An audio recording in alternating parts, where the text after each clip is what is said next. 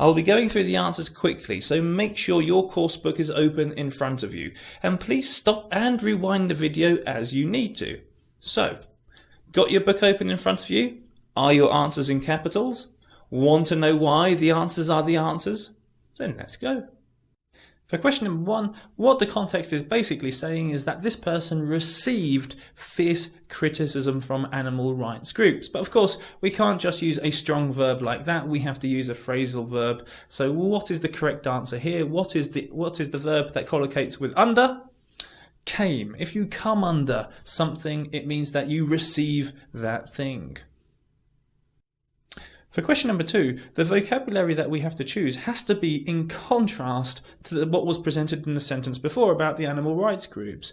And we have to understand that this is what this person firmly believes to be the case. When you firmly believe something is to be the case, you insist that it's the case. And that's why the answer here is insists.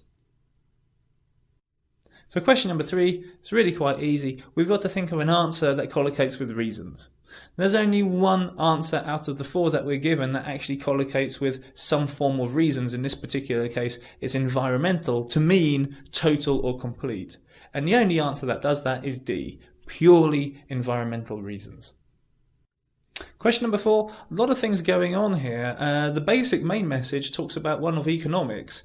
If you talk about markets and so on, and you have the aim that this person has, what you're trying to do is trying to reduce the price so that market, illegal as it is, no longer exists because you're producing, or the context is that he'll produce meat which is legal at a lower price.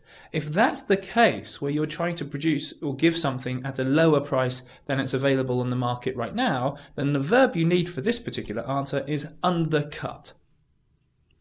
Question number 5, pure vocabulary question. The what of extinction. If you don't know what this is, then make sure you know what it is now. It's the edge of extinction. It's not going to be anything else. For question number 6, 2 things to look out for. First of all, we've got to choose the correct word in terms of meaning that we want. And the context tells us the meaning that we want is the same as something happened. The context also tells us that it's going to be slightly negative in character because of the verb that we've got beforehand, which is suffer. If you suffer, it generally means something negative is happening.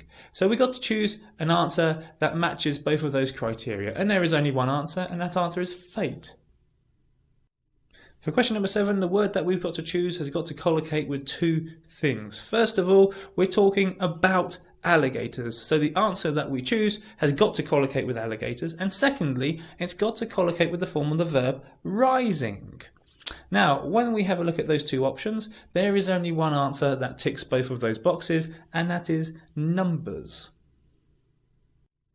For question number 8, context helps here. At the beginning of the sentence, we talk about farmed animals. These are animals in captivity. In other words, they are held on farms and they're not allowed to run around and do their own thing. So that means we have to think straight away of the opposite of that. Well, what is the opposite of being in captivity? The opposite is being in the wild, which is why the answer is wild.